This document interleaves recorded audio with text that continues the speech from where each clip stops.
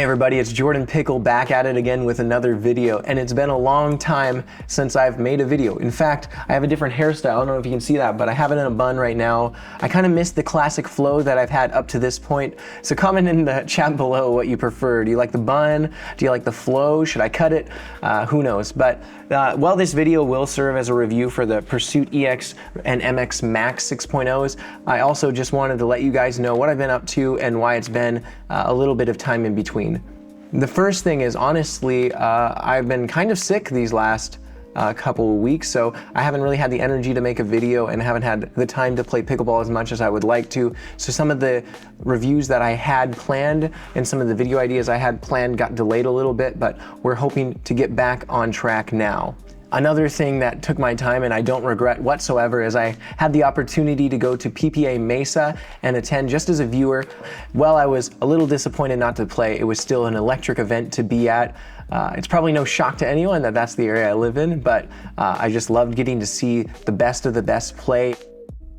If you haven't had the opportunity to go to a pro event, I would strongly encourage you to do so. Whether it be a PPA event, an MLP event, or an APP event, I think regardless of what it is, it's so great to get to watch people that have really owned the craft, are definitely moving the sport forward, and are rethinking a lot of the things that we had thought would not change in pickleball. Another thing I want to mention is that I have been off of social media for Lent, and so while there have been a few paddle releases I've seen, I haven't seen too much, but I have heard that a lot of things are on the horizon for April and May, and so I'm hoping that for some of these new paddle companies, I know Bread and Butter's coming out with a really interesting paddle, and a few other ones have some new technologies coming out. I'm hoping that I will be on the forefront of those releases when it comes to April, May, and we kind of get out of this paddle lull.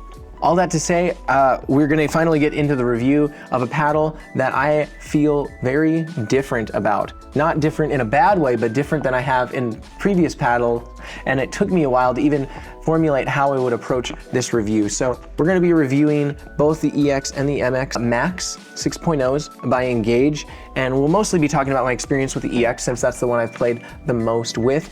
But these paddles are a little bit different than paddles I have played with in the past. Before we go any further, I just want to mention that Engage did send me these paddles and I'm very appreciative of them for that. But just so you know, this will still be my honest opinion. It won't be tainted in any way. One way to prove that fact is the first paddle I received from Engage was this paddle right here, the Pursuit MX 6.0 Ultra, which was one of my least favorite paddles. I was really excited. If you go back on my social medias, you might see a YouTube short about this paddle, and I had planned on doing a full review, but I disliked it so much that I never did make that review. I don't know if you can see this really well, but the surface of this was very shiny. It was kind of a combine of carbon fiber and paint grit in some ways, and I just felt like the spin potential wasn't that great. It was very inconsistent, and while it had a good amount of power, it just wasn't a paddle I enjoyed playing with. And so I didn't really think much of the paddle. I didn't make a review of it, and I played with it quite a bit, hoping my mind would change, but it never really did. All that to say, it led to me playing with one of my favorite paddles of this last year, the Pursuit EX Pro 6.0. I think they did a great job with designing the paddle a little more flashy, but beyond just the looks, this paddle performs amazing. And I kind of am speaking interchangeably of the EX and the MX both, although I do prefer their 16mm paddles. I mean, these paddles really kick. They play with a ton of power, a ton of pop, and they really brought Engage, in my opinion, back into a market that was competitive.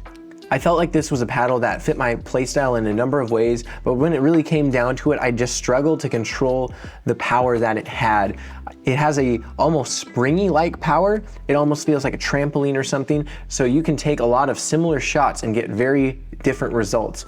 So, well, I loved having the power that it allowed me to have. I was struggling to hit consistently at the baseline, and even though these were minor inconveniences, it did lead me to paddles that fit my playstyle just a little bit better. Let's just go back before we go into the next ones. Like, look how many Engage paddles I have at this point. It's pretty crazy.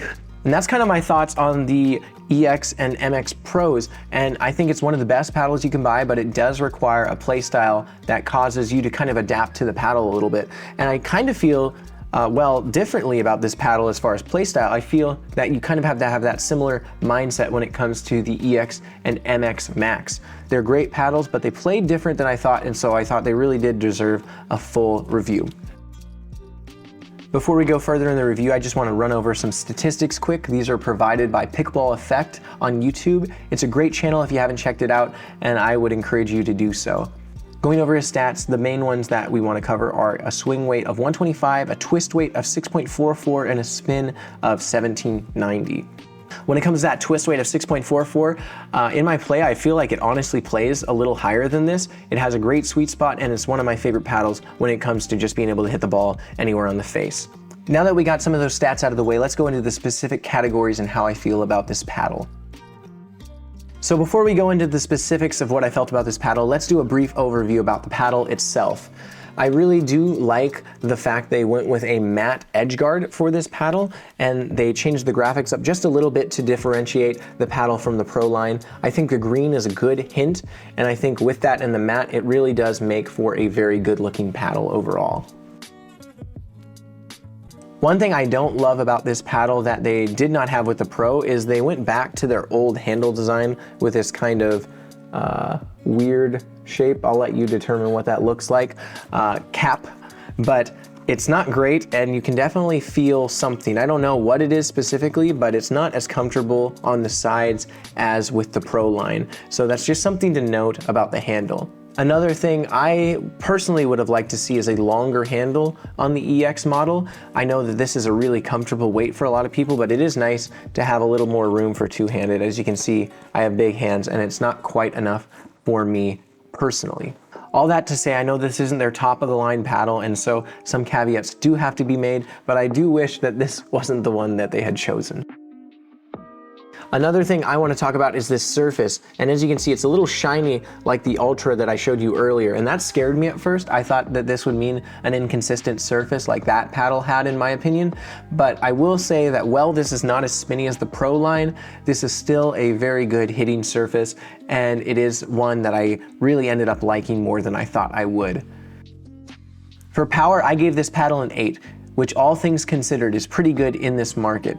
I wouldn't say it's the best in the world. I wouldn't even say it's as good as their own Pro line, but considering the gearboxes out there and the other paddles that just have ridiculous power that are out, and I know there's a lot on the way, an 8 is a pretty good power paddle, and it actually was one of the most surprising things for me.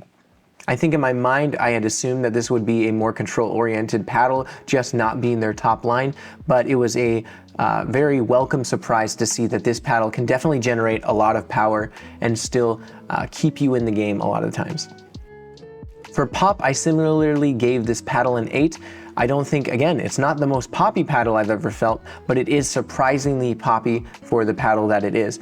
It wasn't something I, again, expected it to have, but I was very welcome with the surprise. And so both power and pop feel really good on this paddle. They're consistent and they're definitely present, although they aren't necessarily the most I've ever felt in a paddle.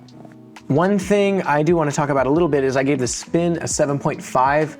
Not that it's bad by any means, but there's just so many good spin paddles on the market, it was hard to give it a higher rating than this. I think one of the biggest shocks is, as we mentioned, with the power and pop being high, I didn't expect this to be a very controllable paddle once I started playing with it, but I really did feel that this was an easy paddle to control.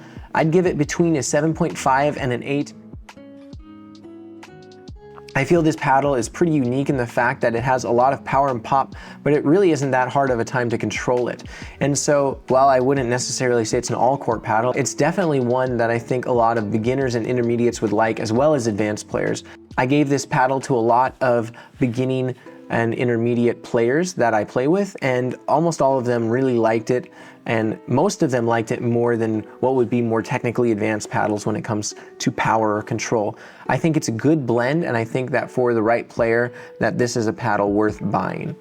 I haven't mentioned discount code, but you can get an additional 20% off of this paddle with my code 20IRWIN. That will bring your total cost down from $200 to $160. I do feel that that starting price is a little high, and so without a discount code, I don't know if this would be a paddle I would consider, but at $160, I think it's very competitive in the market and especially offers you more power than some of the other paddles in that price point. I think that if you really like Engage, if you really like the warranty it gives you, this is a paddle that could be for you. I think the hardest thing isn't whether or not this is a good paddle, because I feel like that's a pretty easy question to answer, but whether or not this paddle is the one you want to pursue, or if it's the Pro model instead. And I can't answer that for you. For me, I think I like this paddle a little more than the Pro, but that depends on what your style of game is. If I was to play singles tomorrow, I would definitely pick the Pro over the MAXX. But if I was to play doubles, I'd probably lean towards the MAXX. So depending on what you play more, how you play, and your needs when it comes to power and control, I think that'll greatly dictate your decision. But I have to give it to Engage. I didn't expect much of this paddle other than to be an intermediate between their beginner paddles and their advanced paddles, but it ended up being a paddle I like a lot. I wouldn't say it's necessarily a control paddle like the Proton 2, I believe it is, or the Lux, but it is a paddle that offers way more control than I expected, and it's a paddle that I think a lot of people will enjoy. Again, if you want to check this paddle out, you can get 20% off using the code 20IRWIN, and you can just let me know what you think of it. If you're going to stick with the Pro, if you have another paddle that you're excited about, I want to hear all of this. And again, I've been off social media, so I don't know all the paddle news that's happening right now. So if there's a paddle you'd like to see me review, please, first comment that in the chat below, as well as what you think I should do with my hair, but also comment what kind of videos you'd like to see from this channel, because I need to know what new paddles, what new technologies are coming out, and I'd like to hear all of your opinions on all of that. I'd also like to encourage you to subscribe. It's something that's super easy to do. It keeps you up to date on all the videos that I'm making, but also lets you talk with everyone in the chat, which has been a great community, and I'm happy to see it growing. I forgot to mention this, but while I've been gone, you guys have been awesome. I think I doubled my subscriber count not making videos, so maybe I should make less videos, but we're up to 200, a little bit more if I remember correctly, and I'm just happy to see it keep growing. A selfish goal is I really do hope to hit 500. It'd be nice to be affiliated, and it'd be nice to kind of help offset the cost of having to buy some of these paddles myself. But if you guys want to continue helping me grow the channel, I really appreciate it. And it's been just a blast and a blessing to meet each and every one of you, to see a lot of people repeat comment in the chats. I really, really love it. And it really does make me feel blessed to be a part of what's going on. All that to say, I got to check out here, but thank you for tuning in, and we'll keep more videos coming. God bless.